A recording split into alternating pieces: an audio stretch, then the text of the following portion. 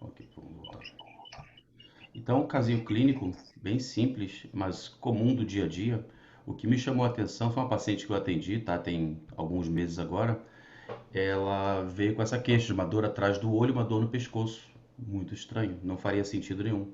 Se fosse pela semiologia ortopédica tradicional, provavelmente eu não ia conseguir chegar a nenhum diagnóstico. Então eu precisei procurar uma outra forma de raciocínio para entender o que estava acontecendo com ela. Então vamos falar um pouquinho sobre dor miofascial, que é o assunto de hoje. Um pouquinho de histórico, porque eu adoro contar história. Os primeiros relatos do que a gente pode entender hoje como dor miofascial, lá no século XVII, eles chamaram isso ou essas questões relacionadas às dores musculoesqueléticas como reumatismos. Então, esse médico francês, Dr. Guillaume de Baillot, em 1642, ele publicou um primeiro tratado de reumatismo, que foi citado nesse paper em 1938 pelo Dr. Human. E aqui ele já mencionava alguma coisa sobre dores relacionadas às articulações. É o primeiro relato que a gente tem descrito sobre algo perto desse assunto. Mas eles já prestavam atenção, já tinha gente estudando e avaliando essas dores musculoesqueléticas desde então. Então, o reumatismo, aqui a gente pode ver isso aqui já em Londres, 1691, aqui eles descreviam, as doenças vieram ganhando nomes diferentes ao longo do tempo. Então, naquela época, eles chamavam que os reumatismos eram um fluxo de. Bom, deixa eu ver. Reumatismo é um termo proveniente do latim reumatismus, que por sua vez vem do grego, quem quiser pronunciar isso pode pronunciar, mas que significa sofrimento proveniente de um fluxo, e ficava por ali. E aí, nesse paper aqui de 1691, vocês podem ver de fluxo sanguíneo. Bom, reuma vem de fluidos corporais dentro de uma articulação. Então, reumatismo, a pé da letra, seria o sofrimento dentro de uma articulação proveniente de um fluxo para dentro das articulações. O inglês acreditava que a dor articular crônica era causada por excesso de fluxo de reuma, ou seja, de fluidos corporais dentro de uma articulação. A interpretação que eles tinham na época. Tá? E isso com o tempo foi sendo avaliado. Bom, em 1904, o Dr. Stockman publicou esse paper muito interessante, eu tive cuidado de ler ele inteiro, e ele ainda é bastante atual, se vocês olharem algumas definições. Mas, primeiro, mais algumas curiosidades. Olha que interessante que ele colocava aqui. Com relação à sintomatologia, considerando a etiologia crônica do reumatismo, eu mencionei que são ataques de febris acompanhados de espasmos musculares como uma das causas. Nos livros textos, frequentemente é chamado de reumatismo muscular agudo, mas na prática a gente chama de influenza. Se a gente fosse interpretar isso à luz do conhecimento de hoje, não ia fazer sentido nenhum, mas o que eles chamavam de influenza naquela época era algo mais parecido com isso. Bom, ainda peguei nesse mesmo paper dele. Quando ele fala de reumatismo crônico, olha só as coisas que ele cita. Endurações, os achados que eles tinham, né? Endurações fibrosas, ataques de dor muscular graves, cada ataque pode durar por semanas. É, em casos graves, o paciente nunca está verdadeiramente livre da rigidez, da dor e da sensibilidade. A gravidade e a extensão dependem do grau em que essas bandas musculares estão tensas e enrijecidas e esses nódulos têm se tornado desenvolvido nos seus tecidos. A queixa comum, a queixa do sintoma mais comum é dor, sensibilidade, rigidez, interferência no movimento e falta de energia e de vigor.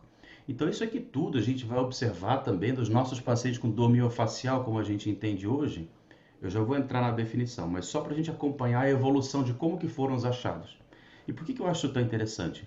Porque quando eu comecei a estudar a dor miofascial, eu me sentia como um desses médicos que estava vendo e descobrindo alguma coisa pela primeira vez.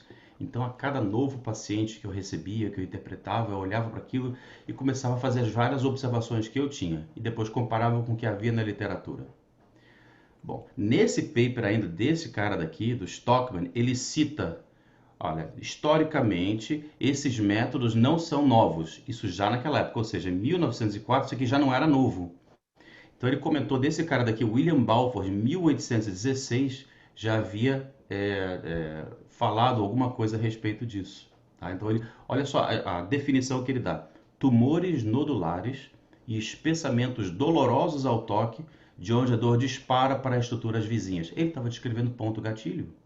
O ponto gatilho é uma nodulação dolorosa dentro do músculo que, quando você aperta ele, dispara a dor para as estruturas vizinhas.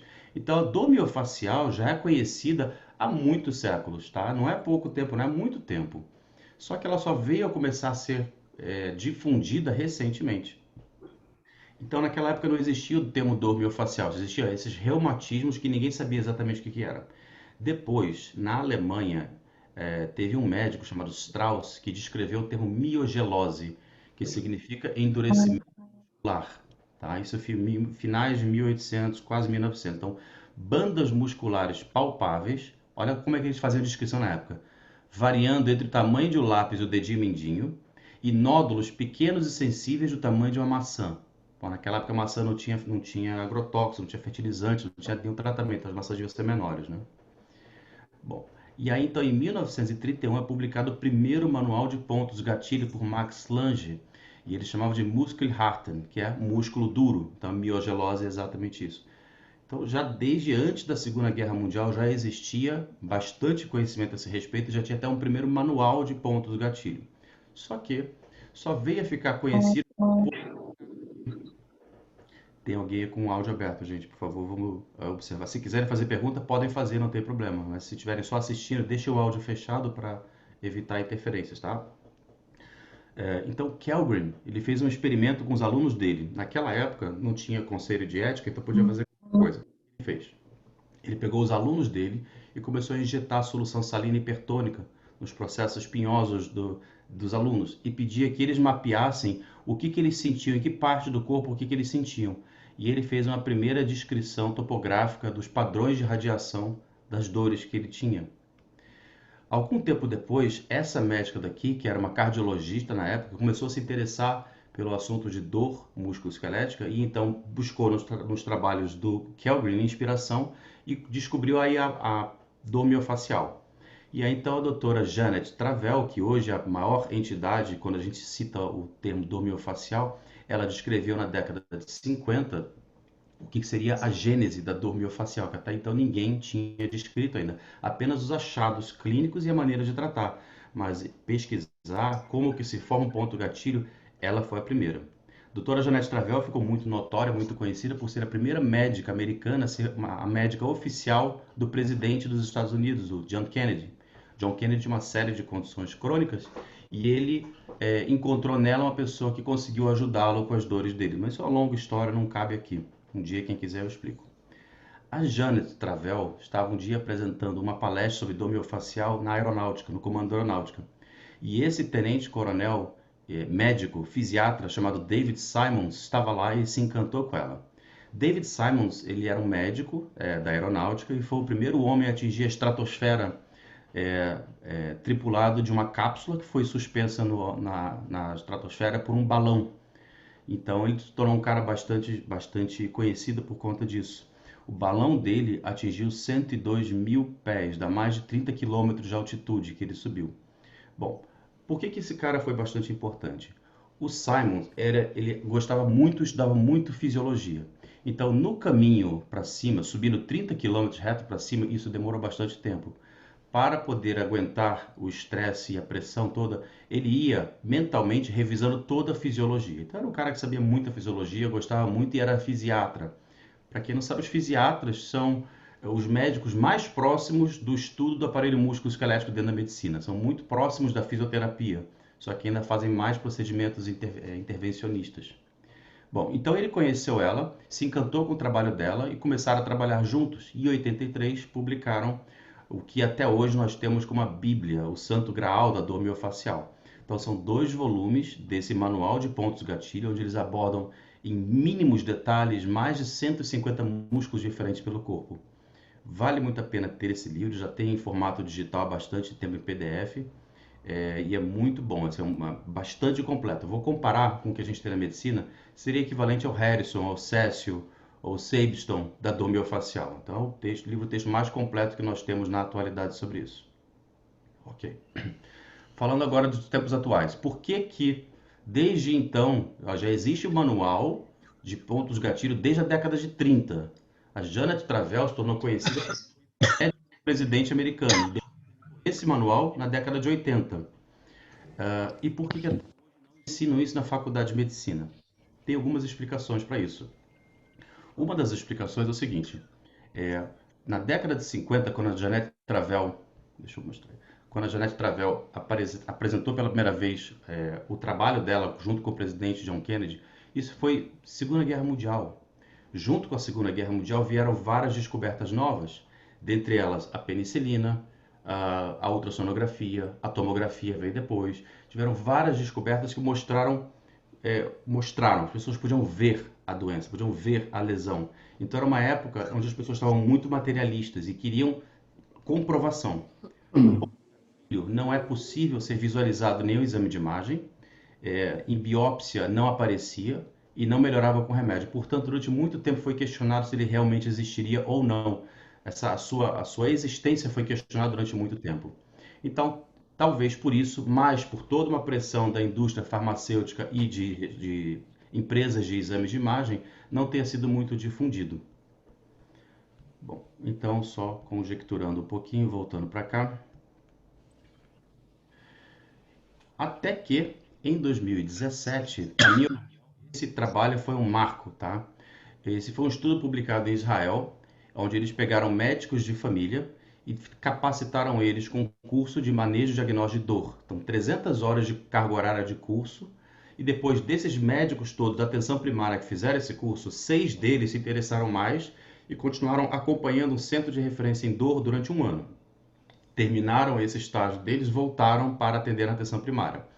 Então eles fizeram um estudo com esses 6 médicos que já tinham essas 300 horas mais um ano inteiro de acompanhamento numa clínica de dor, ou seja, pessoas muito bem capacitadas para diagnosticar e tratar dor. Jogaram eles na atenção primária e acompanharam durante um ano. Durante um ano, esses 6 médicos atenderam quase 1.000 pacientes. A faixa etária média de 59 anos de idade, a intensidade média de dor quase 8. E olha que interessante, 82% dos diagnósticos foram dor miofascial. E eu vou fazer uma provocação aqui. Quando a gente pega livro-texto de epidemiologia, vai ver a epidemiologia das doenças reumáticas, das doenças ortopédicas, da fisiatria, da acupuntura, os estudos que foram feitos para quantificar a incidência ou prevalência, sei lá, de hérnia de disco, de bursite, de tendinite, geralmente são feitos dentro de serviços de referência. Então foi feita uma pesquisa, foi feito um estudo dentro do ambulatório de reumatologia do Hospital Universitário, foi feito um estudo com os pacientes do ambulatório. Então é tudo direito. Visto um estudo onde havia sido feito isso com relação à atenção primária, ou seja, com povão, população em geral, sem ter um viés de seleção. E esse estudo, pela primeira vez, eu acho que fez isso, e tem mais, fez isso com médicos diagnosticador miofascial, porque os estudos que existiam na atenção primária, geralmente eram por médicos que não sabiam o que era dor miofascial. Aí você pode me dizer assim, Alexandre, você vai dizer que não sabia, o cara vai fazer um estudo de epidemiologia. Eu acho que foi esse o ano passado foi publicado um baita de um artigo, uma revisão sistemática sobre dor lombar na revista Nature, que é uma baita de uma revista científica. E o artigo devia ter 18 ou 20 páginas, era bem completo. E eu não encontrei uma linha falando sobre dor miofascial. Isso na revista Nature. Então, se numa revista de peso como essas não falava de dor miofascial, quando o assunto é revisão de dor lombar, que é a principal causa de dor musculoesquelética, é porque esse assunto é muito pouco falado. E ele é muito pouco falado não só no Brasil, mas no mundo inteiro, tá? Então, eu não estou falando de uma novidade, eu apenas estou falando de alguma coisa que ninguém deu atenção. E por que não deu atenção? Não tenho uma resposta para isso. Eu tenho as minhas ideias. Possivelmente porque valorizou-se muito mais fazer exames de imagem. Todo o nosso modelo de diagnóstico está baseado em encontrar uma alteração estrutural no exame de imagem e corrigir aquela alteração. Exemplo, tem aqui uma hérnia, vamos lá corrigir a hérnia para resolver a dor. E é assim que foi montado o nosso raciocínio clínico em cima disso. Só que nem sempre funciona, para falar a verdade, a maior parte das vezes não, porque as alterações estruturais têm uma pobre correlação clínica. E eu vou citar um exemplo. Se vocês fizerem uma radiografia da coluna lombar de um adulto jovem de 20 anos de idade, provavelmente vai estar bem normal. O que não quer dizer que esse paciente não venha ter dor. O cara pode ter dor tendo um raio-x, uma tomografia normal. Já um senhor de 80, 90 anos de idade pode não ter dor nenhuma, mas se você fizer uma ressonância, uma tomografia, um raio-x da coluna dele, vocês vão encontrar uma série de alterações. Então não dá para a gente se basear no exame de imagem para chegar no diagnóstico. Esse é um item bem importante para guardar bem vívido na sua mente. Bom, voltando aqui então. Então esse estudo pegou médicos que conheciam todos os tipos de dor e avaliaram durante um ano a atenção primária. Mais de 80% dos casos era dor miofascial. E olha que interessante, eles só precisaram encaminhar 5% dos casos. Ou seja, eu imagino que a maior parte de vocês aqui trabalha na atenção primária, né? Se esteja em contato direto com um paciente que não tenha sido encaminhado para um especialista focal. Então, o paciente que veio de casa, primeiro contato com o médico na atenção primária, ele pode ter o seu problema resolvido em 95% das vezes, desde que o médico seja bem preparado. E aí eu vou colocar essa provocação de novo. Quantos de vocês tiveram um curso ou um treinamento dentro desse assunto de dor músculo-esquelética? Como diagnosticar e como abordar? Na faculdade, dificilmente eles ensinam isso de forma adequada. Então é comum isso. Eu escuto, já viajei o Brasil inteiro dando cursos e toda santa turma faça a mesma pergunta. Quantos de vocês tiveram um treinamento adequado nisso? Ninguém. No máximo outro assim, acompanhou o serviço de ortopedia por um período, acompanhou o serviço de reumato, mas muito pouca coisa e nada direcionado à atenção primária. Então, não é justo vocês se culparem ou se exigirem conseguir resolver esses casos sem ter tido o treinamento adequado. Bom, eles precisaram de exames de imagem em apenas 5% dos casos também, ou seja, 95% das vezes, o que eles utilizaram? Anamnese e exame físico. E é nessa tecla que eu bato muito. Se você sabe fazer uma boa anamnese, isso aqui eu vou poder passar bem para vocês, e um bom exame físico, vocês conseguem resolver 95% dos casos. De tratamento, olha que interessante a desprescrição. 82% dos casos, o tratamento foi agulhamento seco. Por quê? Porque dor miofascial só se trata com agulhamento seco. Medicamentos, menos de 40%.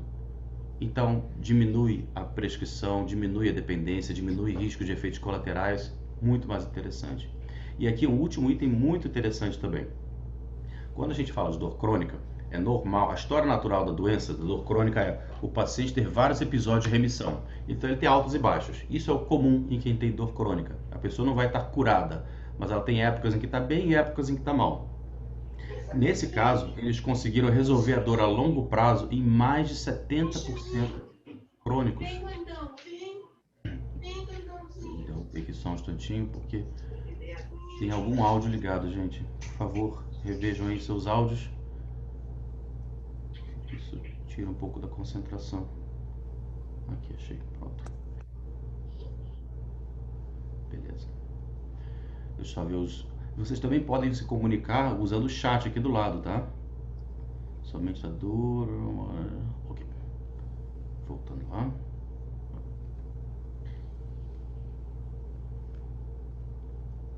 Bom. Então, esse estudo foi um grande divisor de águas. Então agora vamos falar o que é um ponto gatilho. Ponto gatilho é um ponto irritável no músculo esquelético que está associado à palpação de um nódulo, tá aqui ele, né? Hipersensível, ou seja, dolorido, numa banda muscular tensa. Por que numa banda muscular tensa? Então aqui está uma fibra muscular normal.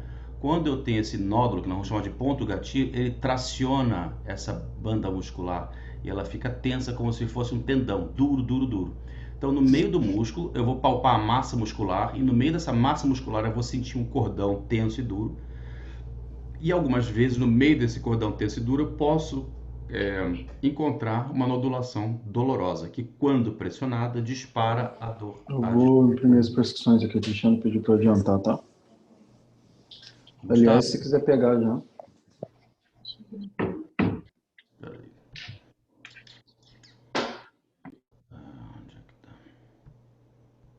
Gustavo.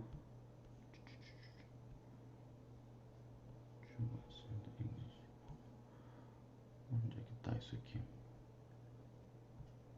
Ele já está mudo. Oi? Já, perfeito. Já Okay. está mudo. Ok. Bom, existem dois tipos de ponto gatilho. Esse aqui é o que vai nos dar maior atenção, ponto gatilho ativo. Como é que acontece isso? O paciente chega para a gente dizendo que está com dor o tempo todo. Diferentemente da dor inflamatória, que dói quando eu estimulo aquela região, o ponto gatilho, ele dói espontaneamente. Então não tem um fator precipitante, é um fator de alívio. Não é aquela coisa, dói quando me levanto, dói quando eu deito, dói quando está frio, não tem.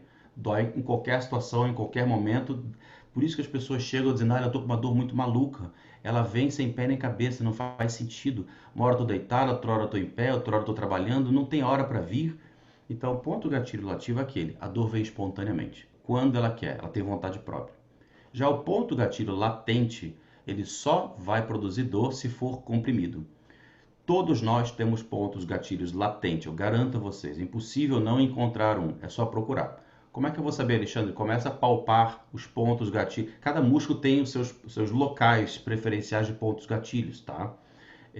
Basta você palpar, localizar e apertar. Todo mundo vai ter. Trapézio é um lugar muito comum, esternocleido é muito comum, glúteo médio e mínimo são lugares muito comuns. Então, se você apertar o suficiente, aí tem esse detalhe, vocês vão conseguir disparar aquela dor referida à distância. Já já a gente vai chegar lá.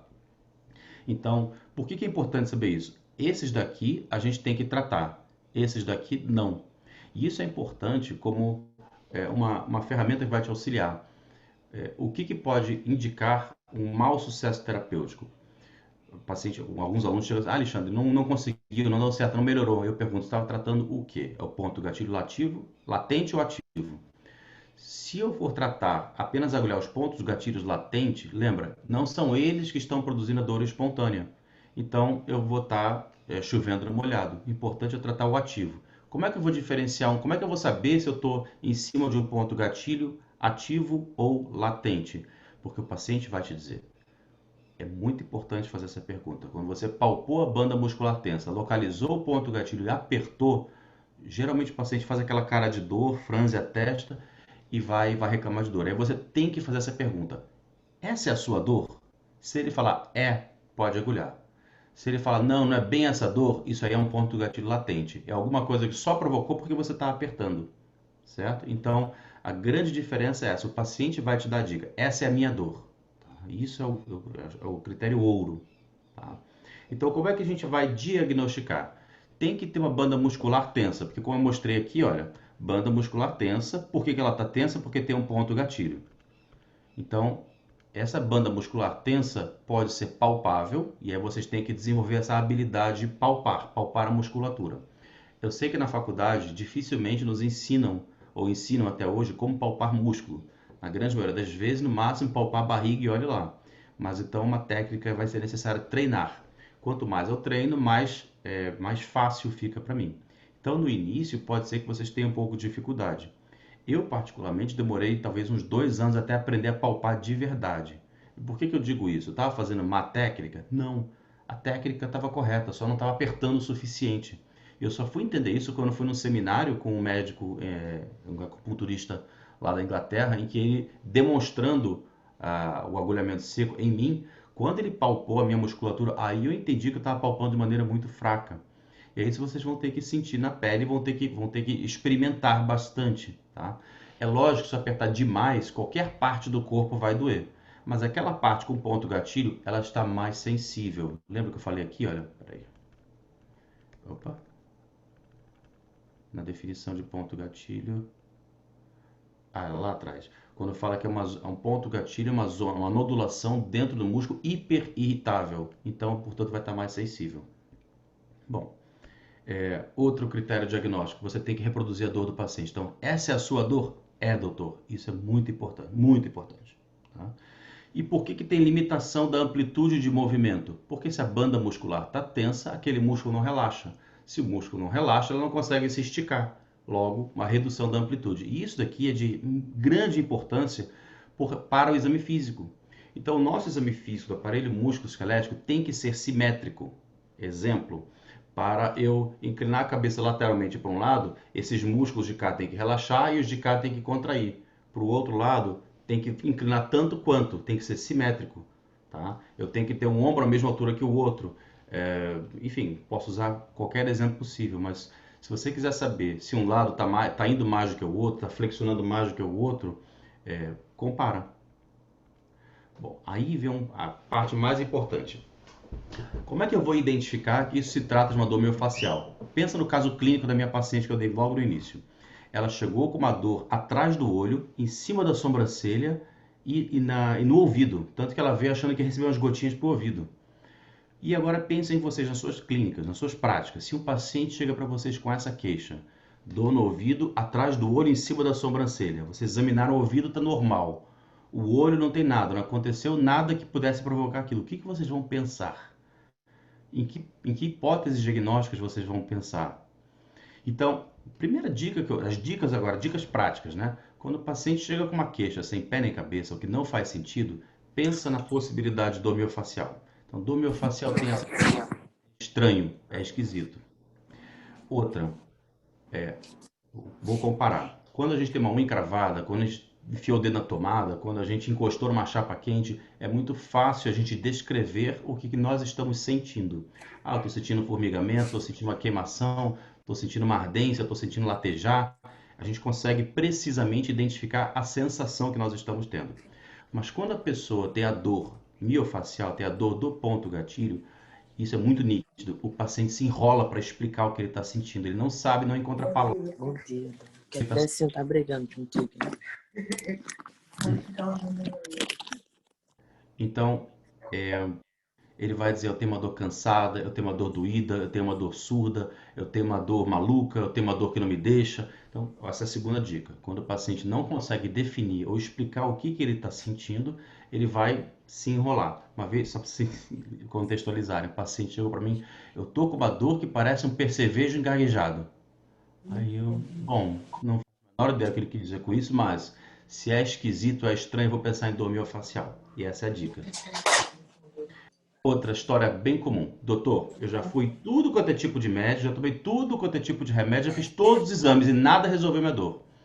Quando for assim, essa história é clássica também, clássica. Quando o paciente disser isso para vocês, pensem dor miofascial.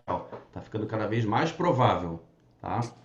Então, olha lá, já fiz tudo quanto é tipo de remédio, já fiz tudo quanto é tipo de exame e nenhum médico reconhece minha dor. Então, isso aqui, gente, é muito provável que seja dor miofascial. Tá? Estressado. Tem papel aí, né? O seu áudio está aberto, você pode, por gentileza, fechar o áudio? Tá. Phil Simons publicou esse artigo. Eu tenho meu banco do passageiro. Gente. Pronto.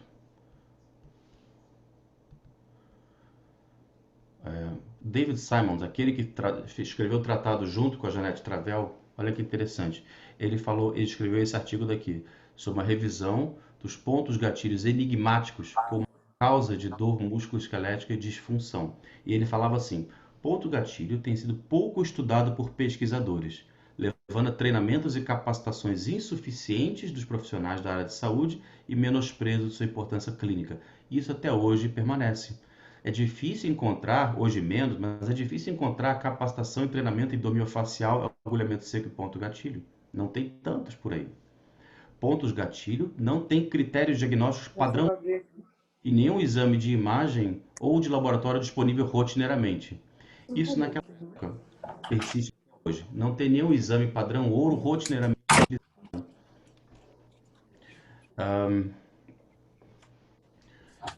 Dois exames podem ser utilizados, tá? Um deles é a elastografia, que é uma técnica com a ultrassonografia emitindo ondas de som, como se fosse um sonar, e então ele pode identificar bandas musculares com uma densidade diferente, e outro seria a termografia.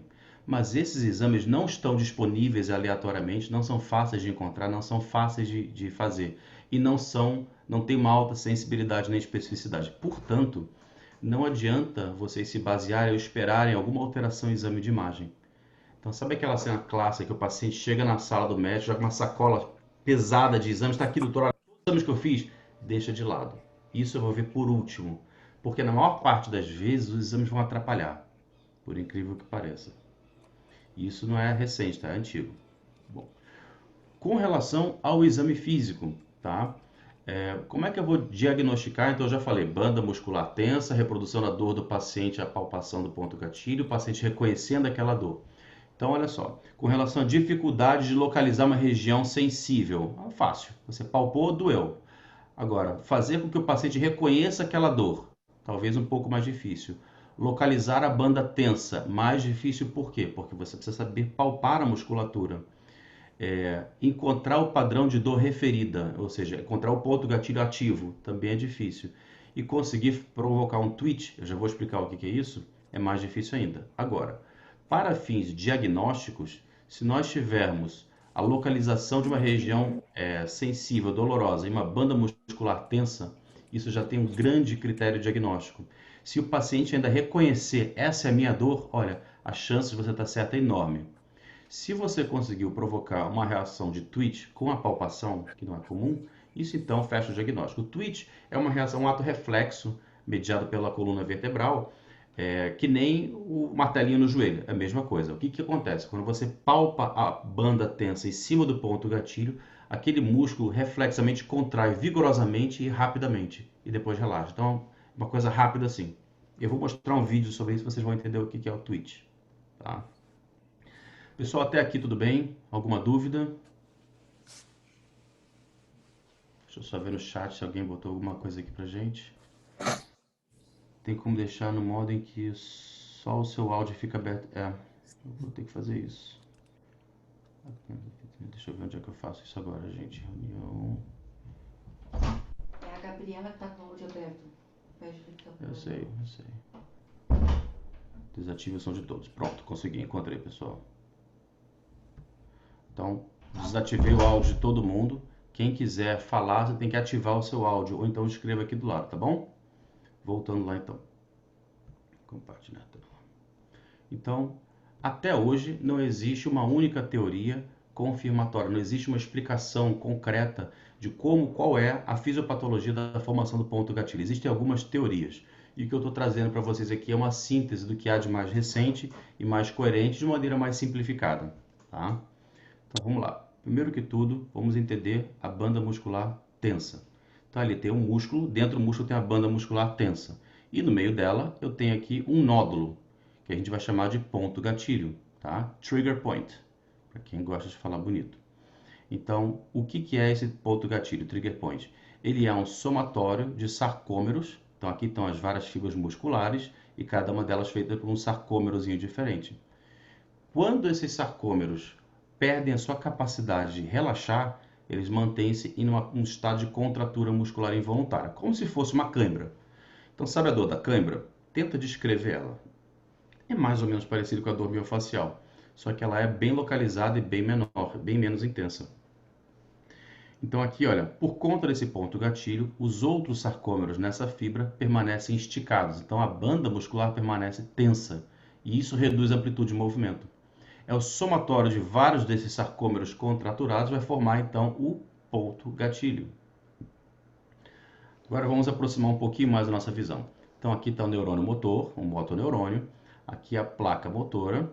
Então nesse axônio aqui nós temos as vesículas sinápticas com acetilcolina. Essa acetilcolina vai ser despejada nessa fenda sináptica e vai ser captada por esses receptores. Isso vai gerar um potencial de ação que vai despolarizar a membrana.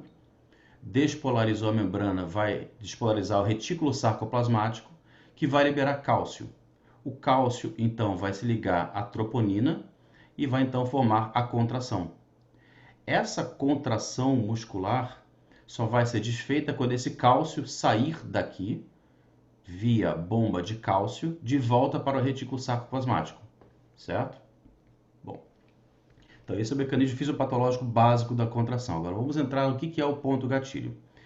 Na década de 90, esse pesquisador Hubbard fez estudos com eletroneuromiografia. Então ele colocou uma agulha, aqui nós temos um ponto gatilho, e ele colocou a agulha de eletroneuromiografia aqui para gravar. Quando ele aproximou uma agulha a 3 centímetros do ponto gatilho, que está aqui, olha, nenhum ruído eletromiográfico. O que seria o ruído eletromiográfico? Eu não disse que com a liberação de acetilcolina vai haver uma despolarização e, portanto, criar um potencial de ação? Isso daí seria esse estímulo elétrico, tá? Então, o estímulo elétrico seria a despolarização, o potencial de ação provocado pela acetilcolina na fenda sináptica. Em outras palavras, verificar a atividade elétrica nessa região, perto do ponto gatilho, também pode correlacionar com a concentração de acetilcolina. Então, esse foi o estudo. Então, a 3 centímetros distante, nenhuma atividade elétrica. Ele aproximou um pouquinho mais, e aí você já vê um pequeno ruídozinho ali, eletromiográfico. Quando ele chegou a meio centímetro do ponto gatilho, também quase nada. No ponto gatilho, muito ruído, muita atividade elétrica. No ponto gatilho, de novo, muita atividade elétrica. Isso assim, foi transfixando, né? Quando ele transfixou, afastou-se meio centímetro, de novo, quase nada de atividade elétrica. Ou seja, no ponto gatilho, nós temos bastante atividade elétrica. Isso nós vamos correlacionar com muita acetilcolina no ponto gatilho. Tá? Então, a acetilcolina provoca o potencial de ação que pode ser mensurado por eletroneuromiografia. Isso nos mostra que na fenda sináptica tem uma maior concentração de acetilcolina. Então, está aqui o primeiro fenômeno que foi identificado para justificar a formação do ponto gatilho, um excesso de acetilcolina na fenda sináptica. Por quê? Por uma possível disfunção dessa placa motora daqui. Então, alguma coisa está de errado nessa placa motora. E aí tem as várias explicações para isso. Uma delas é o trauma. Trauma pode danificar essa placa motora, pode danificar o retículo sarcoplasmático. Outra delas seria o que eles chamam da teoria da Cinderela, que explica que a gente ativa primeiro as fibras musculares lentas e depois as fibras musculares rápidas. Então, as fibras musculares tipo 1, que são as lentas, seriam as primeiras a serem ativadas e as últimas a serem desativadas. Por uma sobrecarga, esse mecanismo acaba ficando deficiente e a gente acaba gerando uma disfunção da placa motora. Existem ainda outras explicações. A deficiência de acetilcolinesterase, que é quem vai remover o excesso de acetilcolina. Então, se eu não tenho acetilcolinesterase, eu tenho uma estimulação contínua da placa motora. Então, entra um ciclo vicioso. Outra explicação é, se eu tenho uma contração muscular que não consegue relaxar, eu estou consumindo muito O2. Se eu consumo muito O2, eu tenho uma demanda energética cada vez maior. E aí vem um outro detalhe. Se eu tenho uma demanda energética, se eu tenho uma contração muscular mantida o tempo todo, eu estou consumindo todo o meu O2. Sem O2 eu não consigo produzir ATP, então está aqui a cadeia respiratória. Então uma contração muscular, vou voltar aqui. Essa contração muscular mantida vai comprimir os capilares sanguíneos que tem ao redor dessa musculatura. Chega menos oxigênio. Se chega menos oxigênio, eu estou consumindo muito e eu estou precisando de mais. Que é isso daqui. Eu não consigo produzir ATP. Então eu gero isquemia e sem oxigênio não gera ATP. E sem ATP eu não consigo ativar aquela bomba de cálcio que vai remover o cálcio citosólico de volta para o retículo sarcoplasmático.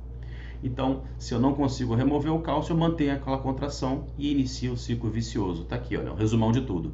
Então, eu tenho uma disfunção da placa motora, liberação de acetilcolina, despolarização do retículo sarcoplasmático, via liberação de cálcio, e a contração. Essa contração muscular mantida vai comprimir os capilares sanguíneos periféricos, vai aumentar a demanda por oxigênio e a gente entra no que a gente chama de uma crise energética. Essa crise energética, então, vai promover uma isquemia tecidual e isso, então, vai liberar as citocinas inflamatórias, dentre elas hidrogênio, que vai deixar aquele ambiente ácido, portanto, doloroso, a bradicinina, substância P e CGRP. CGRP significa Calcitonin Gene Related Peptide, peptídeo relacionado ao gene da calcitonina. Esse peptídeo é de particular importância porque ele vai atuar inibindo a acetilcolinesterase, lembra? Então, é uma das disfunções, eu tenho a liberação de acetilcolina, que depois de um tempo ela tem que ser removida da fenda sináptica pela ação da acetilcolinesterase. Com o CGRP, eu vou inibir ela ainda mais. O CGRP também vai irritar as fibras nervosas que tem ali ao redor. Então, a gente chama de uma inflamação neurogênica. E isso tudo vai gerar esse ciclo vicioso que nós estamos falando. Certo? Até aqui tudo bem? Querem que eu repita? Porque às vezes eu falo rápido demais e alguém pode ter ficado confuso. E é interessante entender essa parte. Ok, então ninguém se manifestou, vamos continuar. E quais seriam as possíveis causas para isso, Alexandre? Sobrecarga muscular é uma bem comum. Então, que tipos de músculo? Os músculos de baixa potência, os músculos que geralmente de ação lenta, as fibras musculares tipo 1. São as fibras musculares responsáveis por manter a nossa postura. Então, se eu fico muito tempo numa postura viciosa, para manter essa musculatura desse jeito, eu tenho que ter uma contração muscular mantida, sustentada por muito tempo. Isso pode provocar uma falha na placa motora e então iniciar esse ciclo vicioso que vai formar o ponto gatilho. Isso é muito comum. Então, a sobrecarga muscular, principalmente nos músculos posturais. Quem fica muito tempo lavando louça na postura inadequada, quem dorme muito tempo numa postura inadequada, varrer o chão flexionado de maneira postura inadequada, tudo isso pode provocar a contratura. Movimentos repetitivos também não deixa de ser uma forma de sobrecarga muscular. E má postura. Esses três são, diria, 90% dos casos que vocês vão pegar. Então, é o nosso trabalhador braçal do dia a dia, é a faxineira, é a pessoa que trabalha com uma postura, numa ergonomia inadequada, a pessoa que dorme de mau jeito. E por que é importante lembrar disso tudo? Porque baseado nisso, que vocês têm que identificar na anamnese, vocês vão orientar o paciente para que ele não volte a fazer aquilo. Porque não adianta fazer o diagnóstico maravilhoso, fazer um tratamento espetacular e não corrigir isso aqui. O paciente vai voltar semana que vem, doutor, aquela dor voltou. E vai voltar mesmo. Então a gente precisa tratar a dor, o agulhamento seco, ensinar o paciente a alongar aquela musculatura, já vou entrar nisso. E por último, que é necessário, corrigir o fator perpetuante. Tirar a pedra do sapato. Eu sempre dou esse exemplo para meus pacientes. Não adianta eu te dar remédio para dor na pedra do sapato se você não tirar a pedra do sapato. Entende? Se você tem alguma coisa que está provocando aquilo ali, você tem que resolver aquilo antes. Bom, o trauma também é uma causa, o estresse emocional também doenças articulares, aí a gente entra com a artrose, é bem comum. Então já dou a dica aqui, artrose de joelho dá muita dor miofascial no vasto medial, é muito comum. As radiculopatias, então hérnia de disco pode provocar sim dor miofascial ali na região lombar, então nos paravertebrais, no quadrado lombar, no glúteo médio e mínimo. Então você pode ter dores associadas. Você pode ter uma dor neuropática de uma hérnia de disco e uma dor miofascial. Mas talvez naquele momento que esteja mais incomodando o paciente seja dor miofascial. Isso vocês podem fazer algo a respeito. Tá? Isquemia muscular, dores viscerais podem provocar. Mas o importante mesmo, gente, é isso aqui. Olha. Importante por quê? Porque é o mais comum. Tá? 80%, 90% do que vocês vão ver no dia a dia de vocês na atenção primária é isso daqui. Então na anamnese isso vai saltar. No caso, aquela minha paciente que eu mostrei no caso clínico, ela foi ela é cuidadora de idosos, ela foi levantar um idoso com má postura, então algo parecido com isso. E aí sentiu a musculatura travar, o pescoço dela ficou duro, foi o que ela disse. Tá? Como eu disse antes, cada músculo tem a sua própria assinatura. Então, vou dar alguns exemplos aqui. Os paravertebrais, nós temos uns 8 pontos gatilhos diferentes. Esses dois daqui, que ficam na transição tóraco-lombar, são os mais comuns. E eles sempre vão fazer esse padrão de irradiação daqui.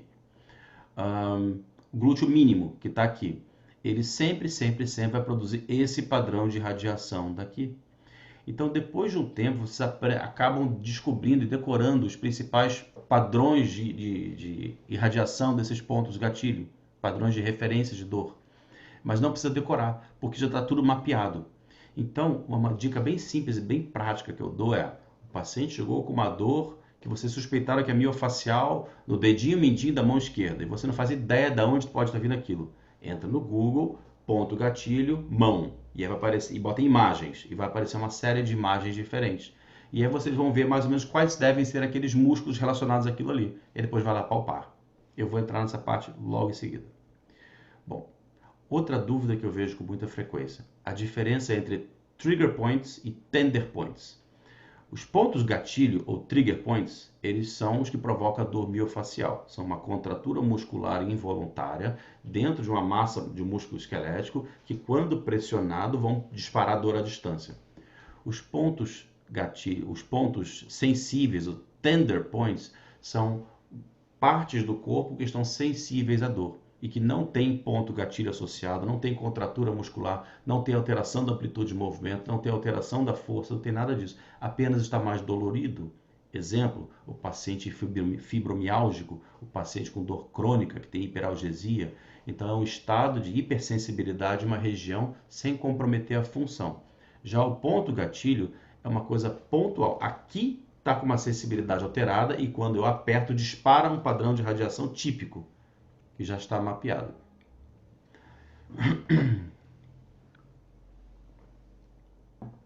E é uma pergunta que sempre me fazem. Qual a diferença de dor miofascial para fibromialgia? Então vamos lá, para não ficar nenhuma dúvida, tá? Na fibromialgia, é mais comum que a dor seja difusa no corpo todo. É mais comum em mulheres dos 40 aos 60 anos de idade. A dor, geralmente ela é espalhada, ela é difusa, não mexe com a função, então a força muscular, espasmo, amplitude, movimento, e geralmente vem associada a outros transtornos do humor, transtorno do distúrbio do sono, etc. em geral. A síndrome dolorosa miofacial geralmente é um músculo só, ou um grupo de músculos próximos uns dos outros, acomete qualquer um dos sexos e qualquer idade. Criança, portanto, pode ter. Ela tem pontos gatilhos específicos, que geralmente são só de um lado do corpo, não são bilaterais, é raríssimo ver ponto gatilho bilateral, tem que dar muito azar para conseguir isso. Tem espasmo muscular, ou seja, tem redução da amplitude de movimento, tem redução da força naquele músculo, tem uma banda palpável, localizada, e tem banda tensa. Então é bem diferente uma coisa da outra, tá? Isso daqui seria um estado de hipersensibilização generalizada, e isso daqui é uma coisa mais focal, é ali. Então, por que é interessante conhecer isso? Do ponto de vista de diagnóstico diferencial, todo mundo conhece a figura clássica do Néter, né? O cara botando a mão no peito com uma dor irradiada para o membro superior.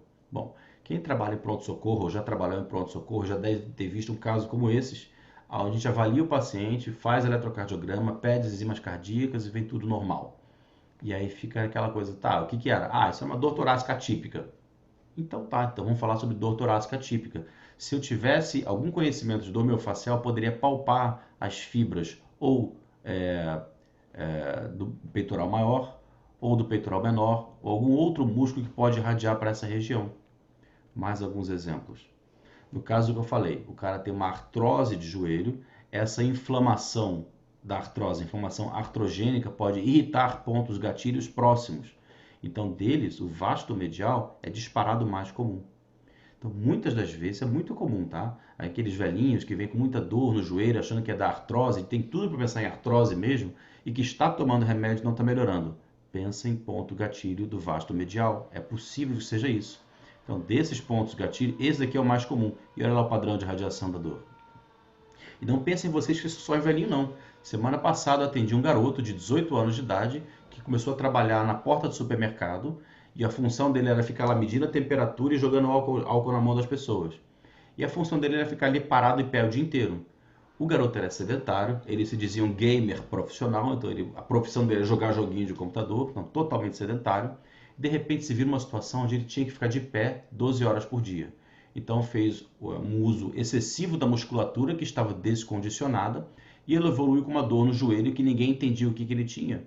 Então o médico já tinha encaminhado para o ortopedista, já tinha pedido ressonância do joelho dele. Quando eu fui examinar, eu parei e pensei, peraí, não teve trauma, não fez nada demais, ficou parado, tem uma dor que ninguém entende, o exame semiológico não mostra nada. E aí fui palpar a musculatura. E quando eu palpei aqui, eis que reproduziu a dor dele. Eu falei assim, cara, relaxa, não tem que fazer exame nenhum, vamos resolver isso agora. Foi uma agulhada, resolveu, acabou a dor dele na hora.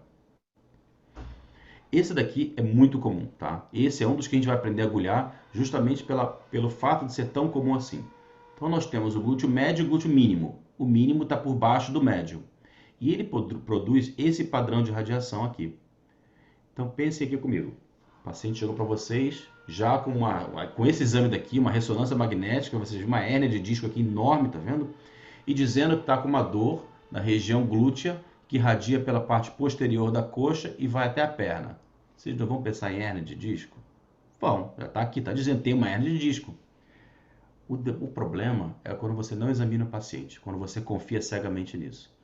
Porque nesse caso daqui, se vocês fizerem o teste LASEG, não vai dar nada. Mas nesse caso daqui, se fizer o teste LASEG, pode reproduzir a dor do paciente. Então, o exame de imagem tem que ser compatível com a clínica. Tá? Bom, quantos pacientes têm a endocalgia e fica achando que é hipertensão e fica tomando remédio à pressão no pronto-socorro e a pressão não abaixa? Lembra que dor faz a pressão subir também, né? Então, uma possível causa, que aliás é bem comum de nucalgia, é ponto gatilho no elevador da escápula, que pode dar dor tanto na sua origem quanto na sua inserção. Mais diagnósticos diferenciais. Então, lembra que eu falei das dicas? Quando o paciente vem com uma dor sem pé nem cabeça, doutor, eu estou com uma dor aqui no meu cotovelo e no dedo do anel. Será que tem alguma coisa a ver com casamento? Será que eu tenho que separar? Vem com uma dor esquisita, pensa em dor miofascial. Vai lá, ponto gatilho mão, ponto gatilho braço, ponto gatilho cotovelo. Bota no Google imagens, você vai encontrar imagens feito essas. São as mais comuns, são as imagens tiradas do livro da Travell e do Simons. E aí vocês viram, olha, pode ser esse músculo aqui, o extensor digital. Agora, qual o seu trabalho? Ir até ali e palpar aquele músculo. Palpou o músculo, sentiu uma banda muscular tensa, encontrou uma região mais sensível, e quando você apertou com mais intensidade, o paciente fez aquela carinha, e aí você perguntou, essa é a sua dor? Se ele confirmar você pode falar, fica tranquilo, eu sei o que você tem. E uma pausa aqui. Lembra, esse é aquele paciente que já foi em vários médicos, já fez vários exames e já tomou vários remédios e ninguém sabia o que ele tinha. O que se passa na cabeça desse paciente? Eu devo ter uma coisa muito grave, porque ninguém sabe, ninguém nunca viu, nenhum exame mostra, deve ser muito grave. Então, quando você vira para o seu paciente e fala, olha, fica tranquilo, eu sei o que você tem. Pronto. 50% da dor aliviada. Isso é terapêutico, tá? Porque remove o componente emocional da ansiedade e da preocupação com relação àquilo ali. A ansiedade sempre é pessimista. Então, pronto, eu sei o que você tem, relaxa. Não é nada de grave. Aí você explica, o seu problema está no músculo. E esse tipo de problema não aparece em exames de imagem. É importante avisar isso. O cara, bom, faz sentido. E tem mais, esse tipo de problema não alivia com remédio. Pô, por que não me falaram antes? Aí você ainda explica, porque isso não é ensinado na faculdade de medicina. Aí pronto. Aí você, além de ganhar a confiança do paciente, já deixou ele mais tranquilo. Tá, doutor, como é que faz para resolver? Calma, esse é o próximo passo. Tá? Cefaleias. Cefaleia, então, é um tópico excelente quando o assunto é dor miofascial, porque é extremamente comum. A gente toda hora tem que manter a postura da cabeça, ou numa posição ou noutra. Se eu estou escrevendo no teclado, se eu estou mexendo no meu WhatsApp, se eu estou atendendo o telefone aqui, tudo isso mantém aqueles músculos posturais contraídos durante muito tempo. E isso, então, é uma possível causa de formação de pontos gatilho. Mas olha só que interessante. O trapézio, que é um músculo extremamente comum, que eu gostaria de abordar hoje se der tempo, ele produz uma dor, uma cefaleia temporal e nessa região atrás da orelha. Eu vou chutar aqui que 80% das pessoas que eu converso, examino, tem pontos gatilho latentes no trapézio. Então é um músculo muito bom para usar em aula, para demonstrar. Tá? Pontos gatilho na musculatura temporal pode provocar uma dor nos dentes. Olha que curioso, né? E na região temporal também. O subescapular, que é um músculo antagonista do infraespinal, que nós vamos ver hoje, ele provoca uma dor na região da axila e no punho. Então, de novo, uma dor esquisita. Tem uma dor na axila e no punho, doutor. E agora vamos começar a raciocinar. Se eu tenho um ponto gatilho aqui, esse músculo está encurtado, certo? Se ele está encurtado, a amplitude de movimento dele está reduzida. Agora começa a entender a biomecânica. Olha lá. Qual que é a função do subescapular? Bom, ele sai daqui da borda interna da escápula, entre a borda interna da escápula gradiocostal e vai se inserir na borda medial do meu húmero. Quando ele contrair, ele faz a rotação interna do meu braço. O movimento de soltar o sutiã, de virar o braço para trás, tá? Bom, então quando ele contrai, ele vira o braço para trás, o que seria o movimento contrário? O braço para fora, a rotação externa. Então quando eu faço a rotação externa, eu estarei esticando esse músculo. Se ele tem um ponto gatilho, ele está encurtado, eu não vou conseguir esticar esse músculo. A rotação externa vai estar limitada. Como é que eu vou saber que está limitada? Compara com o outro lado. O outro lado está normal. E aí você vai ver o lado de cá está encurtado. E aí é a dica. Então todo exame físico vai ser baseado nessa forma de raciocínio. Bom, o subescapular é um músculo que frequentemente, com a dor dele, faz com que o paciente tenha uma limitação tão importante que ele, com muita frequência, ele é confundido com o ombro congelado. Ou como nós chamamos de a capsulite adesiva, é a mesma coisa. Doutor Asca, eu havia mencionado, olha lá, o peitoral maior, né? Outros músculos que podem confundir. Doutor, eu tenho uma dor que desce para o peito e para o braço até minha mão, causando formigamento. O que pode ser isso?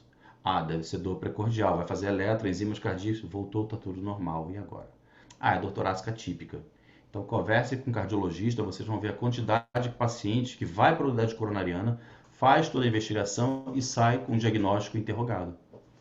Pode ser o músculo serrátil anterior, e esse é o músculo que provoca muita disfunção no movimento da escápula, consequentemente na síndrome do manguito rotador. Então, grande parte daquelas tendinites do supraespinal, que a gente costuma ver, das bursites subacromiais na ultrassonografia de ombro, tem a ver com disfunção da mobilidade da escápula. E quem mexe na escápula, grande parte das vezes, o responsável é o serrátil. Então, o serrátil produz uma dor bem ali em cima do ponto gatilho, em cima do gradil costal, mas que às vezes pode irradiar para a mão também. E isso pode confundir, olha só, eu sempre estou usando aqui como fatores de confusão, tá? Pode confundir como compressão do nervo ulnar. Isso aqui pode confundir como síndrome do túnel do carpo. Olha lá, pega o polegar, o dedo indicador e um pouquinho do dedo médio. Então são várias causas diferentes que a gente tem que agora tem que ampliar o nosso leque de opções. O masseter costuma provocar dor para o dente e um pouquinho assim, um pouquinho abaixo. Então pode confundir com aquelas neuralgias do trigêmeo, né? Olha lá, o padrão de dor. São diagnósticos diferenciais para a gente lembrar. O trapézio, como eu disse, é o campeão de vendas, né? É muito comum, porque é músculo postural também bastante utilizado e produz esse padrão de dor específica aqui atrás da orelha e principalmente em região temporal. Então, sabe aquelas cefaleias temporais que o paciente está tratando com o neurologista, está tomando carbamazepina, já fez ressonância, nada resolve a dor dele? Pois é. Pede para inclinar a cabeça para um lado e depois para inclinar para o outro. Ele vai dizer, está repuxando esse lado, doutor. Vai até ali agora, palpa aquela banda muscular, o trapézio, e aperta, para ver se ele não vai franzir a testa assim. Aí você pergunta, essa é a sua dor? Se ele disser você vai falar que fica tranquilo, eu sei o que você tem. Isso é muito legal. Então, vou apenas passar agora, porque nosso tempo está esgotando para essa aula, mais alguns músculos bem interessantes. Doutor, eu tenho uma dor no ombro e no cotovelo. Olha que esquisito. Não faz sentido, pensa em dor miofascial. Esse daqui nós vamos abordar hoje na aula prática. Primeiro, por quê? Porque eu diria que de todos os que eu examino, todos os pacientes, talvez esse seja o músculo mais predominante, o mais frequente de apresentar. E muitas das vezes o paciente se apresenta com a queixa de dormência na mão. Eu sinto minha mão dormente. Eu não consigo mais segurar a xícara, ela cai no chão, não consigo lavar prato, ele cai no chão, fica formigando. Ou eu não tenho mais força. A dor do infraespinal, ele tem basicamente 3 pontos gatilhos descritos, tá? E ela pode provocar dor na face lateral e anterior do braço, essencialmente. E às vezes a dor pode correr até a mão. Raramente ela provoca dor na borda medial da escápula. Mais comum é isso aqui, tá? Então é muito comum. De novo, vamos pensar na função do músculo. Olha só, origem e inserção. Quando ele contrai, ele faz a rotação externa do braço. Logo, para ele alongar, é o movimento de rotação interna, é o contrário. Então, de novo, vocês vão ver uma redução da amplitude de movimento do exame físico. Quando eu palpar esse músculo, vai ser perceptível uma banda muscular tensa e que, quando pressionada, vai disparar esse padrão de dor. O paciente vai franzir a testa, você vai perguntar, essa é a sua dor? É. Bom, por que é um músculo extremamente seguro? Porque se eu transfixar o músculo com uma agulha, eu vou bater na escápula. E não tem nenhuma estrutura vasculonervosa aqui possível de provocar lesão. Portanto, é muito legal que vocês experimentem fazer esse agulhamento hoje. Eu espero que todos tenham comprado algumas agulhinhas de acupuntura e que tenham alguém de cobaia para poder experimentar o agulhamento seco, tá? A próxima aula eu vou ensinar como fazer esse agulhamento praticamente livre de qualquer tipo de angústia ou sofrimento. Fiquem tranquilos. Então, de novo, olha aqui, ó, paravertebrais, que é bem comum. Reto abdominal pode provocar uma dor que confunde com apendicite, uma dor em faixa. Os multífidos é uma coisa mais pontual. Agora eu vou passar um pouquinho mais rápido, tá? O glúteo médio, que é a nossa segunda aula prática de hoje, o glúteo médio e mínimo. A diferença é que o médio irradia para a região lombar e o mínimo irradia para a perna. Então é importante conhecer esse padrão. Olha aqui o mínimo e o glúteo médio. Os padrões de radiações diferentes, apesar de serem tão próximos, né? Quadrado lombar é um outro músculo bem comum também. Então, quando eu vi uma dor, eu estou com uma dor só aqui no final do bumbum. Não faz sentido. Pensa em dor miofascial. Eu tive uma senhorinha que eu atendi que ela tinha um diagnóstico de neuroma de Morton. E depois de muito tempo aliviou a dor dela. E depois ela voltou com a mesma dor. E aí eu fui ver, não era mais a questão do neuroma de Morton dela, que é isso aqui. E eu fui pesquisar, Google, dor miofascial, pé, encontrei isso aqui. Então, no extensor digital longo, tinha um músculozinho que estava provocando a dor dela. Agulhei, resolveu. O serrátil posterior pode confundir com nefrolitise. Se você chegar aqui e fizer uma punho-percussão nessa região, já não está sensível por causa do ponto gatilho? Não vai dar positivo? E talvez seja daí porque que a gente vê tanta ultrassonografia e tomografia normal em pacientes com suspeita de nefrolitise. O músculo solear é outro músculo que faz muito diagnóstico diferencial, com tendinite de tendão de Aquiles, com fasciite plantar. O quadríceps eu já mostrei. E aí os outros começam o que eu chamo de show de horrores, né? Umas coisas loucas. Tô com uma dor aqui e aqui. Eu tô com uma dor só nesse canto do meu punho. Tô com uma dor só no meu dedo anular. E tantos, olha, tô com uma dor só no meu polegar. Aí você vai pensar nas coisas mais esquisitas possíveis. Então, o objetivo desses slides todos é mostrar que dor miofacial é circo. Você vê coisas que não imaginaria ver ali, tá? E aí, voltando minha paciente, o que ela tinha, na verdade, era um ponto gatilho no esternocleidomastoide, que provoca dor na orelha, em cima do olho e atrás do olho, que era bem a queixa dela. Foi uma agulhada, liberou. Pensa, esse músculo daqui, quando está encurtado, vai atrapalhar na movimentação da cabeça, principalmente na lateralização da cabeça, que era uma das queixas dela. No que o músculo foi liberado, voltou a ter amplitude de movimento, ela voltou a liberar a cabeça e aliviou a dor dela. Certo? Bom, essa aula foi. Eu quero saber se alguém tem alguma dúvida, se gostaria de perguntar alguma coisa. Agora podem abrir os áudios. Deixa eu ver, vou dar uma olhada aqui no